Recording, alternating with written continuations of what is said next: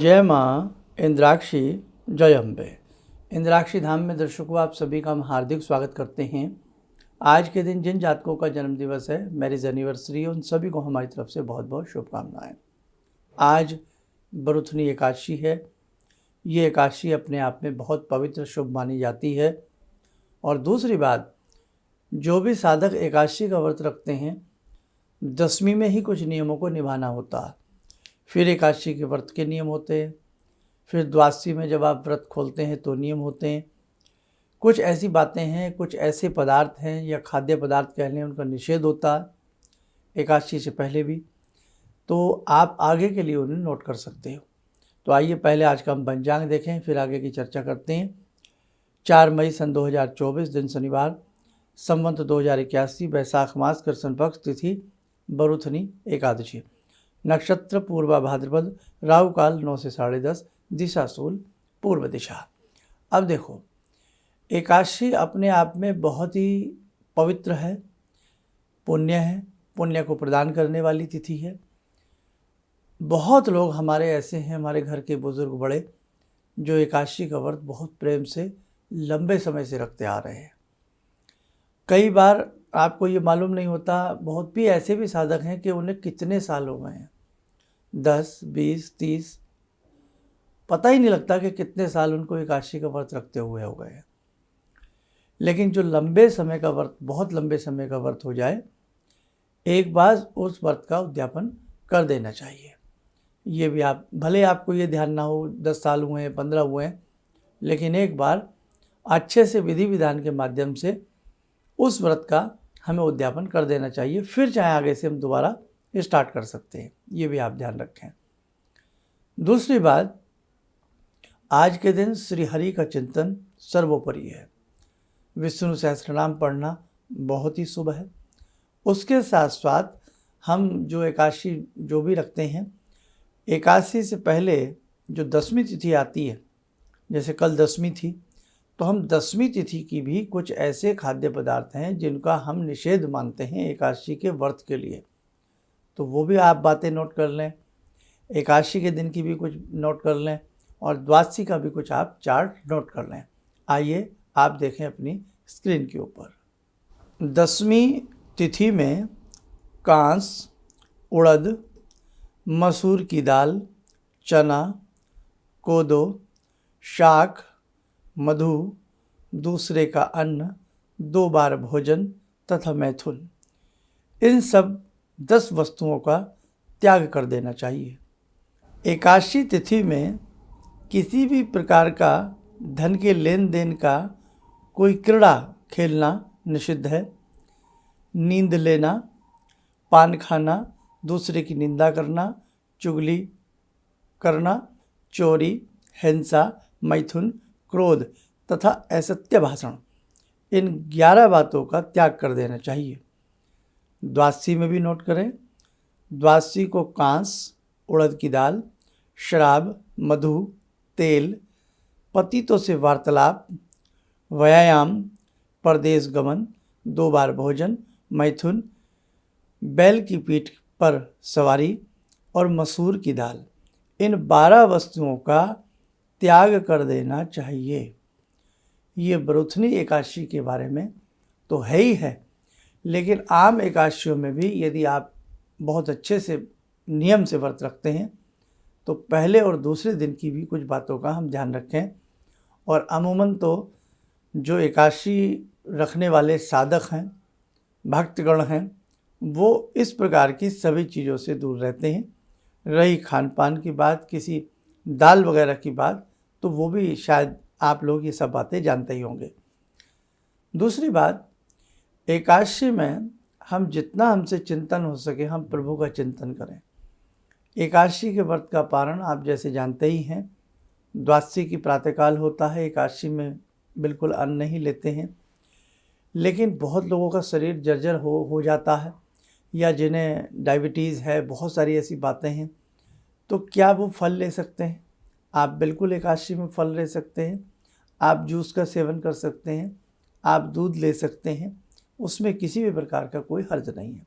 आप जल ले सकते हैं, है ना, जल में नींबू मिला करके, गर्मियों का जैसे दिन है, शिकंजी भी बना करके आप ले सकते हैं।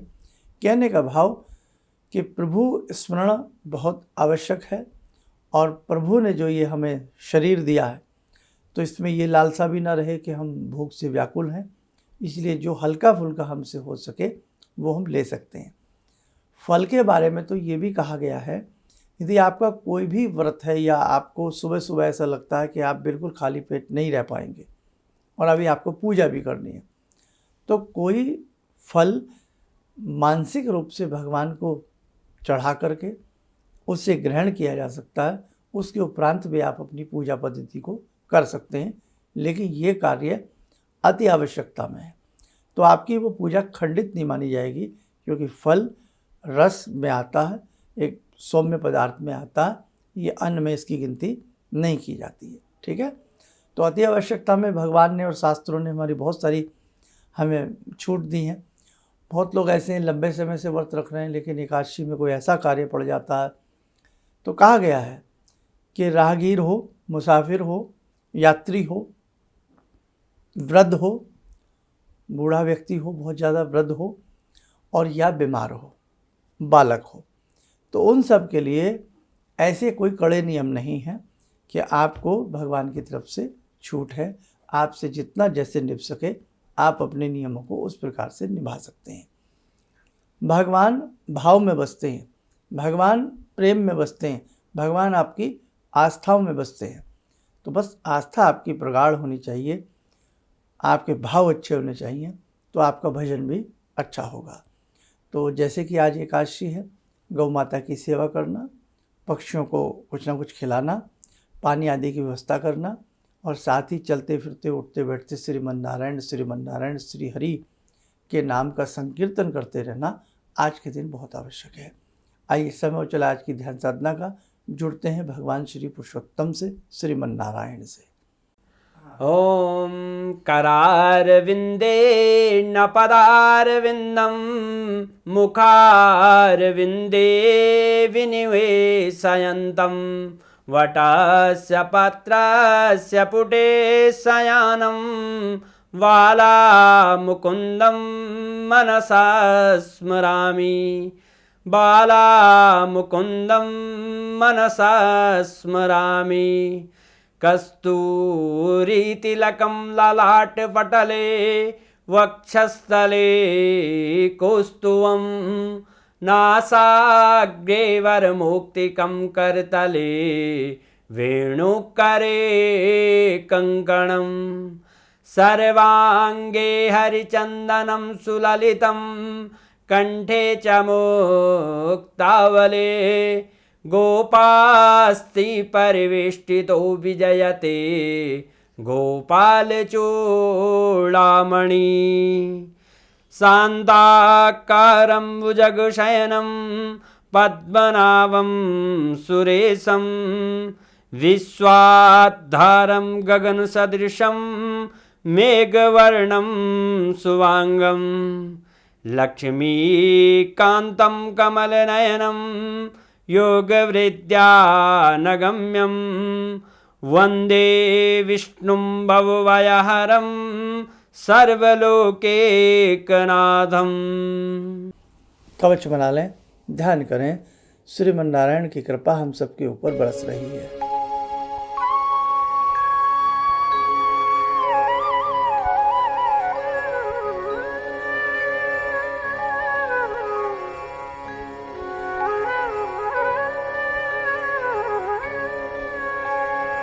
ओम बोलते हुए नेत्र खोलने सामान्य हो जाएं। देखो साधकों, कुछ ना कुछ ऐसी चीज़ें होती हैं हमारे शास्त्रों में, अगर हम ध्यान उन पर दें या हम ज्योतिष की बातों पर भी ध्यान दें, अध्यात्म विद्या पर ध्यान दें, अपने शास्त्रों की माने, ऋषियों की माने, तो आप माने न माने जीवन बदलते देर नहीं लगती है। एक पशु प्रवृत्ति का व्यक्ति भी, उसके अंदर देवताओं का वास आ जाता है, और देवता को पाने के लिए कहीं ना कहीं देवताओं जैसे गुण भी हमारे अंदर होने चाहिए। इसीलिए शास्त्रों में नियम है कि हम शुद्ध आहार करें, शुद्ध विहार करें, हम किसी की निंदा से बचें, हम गलत आहार से बचें। साफ शुद्ध जितना हम रहेंगे उतने ही हमारे व्रत हमसे अच्छे से निपटते चले जाते हैं। इंद्राक्षी धाम से जुड़े जितने भी साधक हैं, आगामी समय में कुछ बड़ी योजनाओं के साथ आपको हमारे साथ मिलकर के कार्य करना है और बहुत सारी ऐसी बातें हैं जो आप करते जाएंगे, आपको आपके जीवन में परिवर्तन नज़र आएगा, श्री समृद्धि नज़र आएगी, स्वास्थ्य संवर्धन नज़र आएगा और मानसिक शांति आपको महसूस होने लगेगी। चलिए, आप सब लोग स्वस्थ रहें, सुखी रहें। इन्हीं शुभकामनाओं के साथ हम अपनी वाणी को विराम देते हैं। जय जय अम्बे। भगवान से जुड़ो और भगवान को से जुड़ने का जरिया आपने बताया, बहुत अच्छा लगा, बहुत धन्यवाद।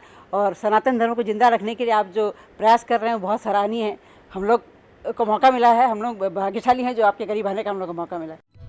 किसी भी समस्या के समाधान के लिए मिले प्रसिद्ध हस्तरेखा एवं वास्तु विशेषज्ञ प्रोफेसर धर्मेंद्र शर्मा जी से।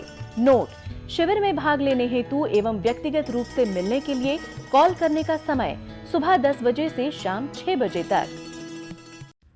हमारे विभिन्न ज्ञानवर्धक कार्यक्रम देखने के लिए आप हमें अभी सब्सक्राइब करें, बेल आइकन को प्रेस करें ताकि आप देख सकें हमारा कार्यक्रम सबसे पहले।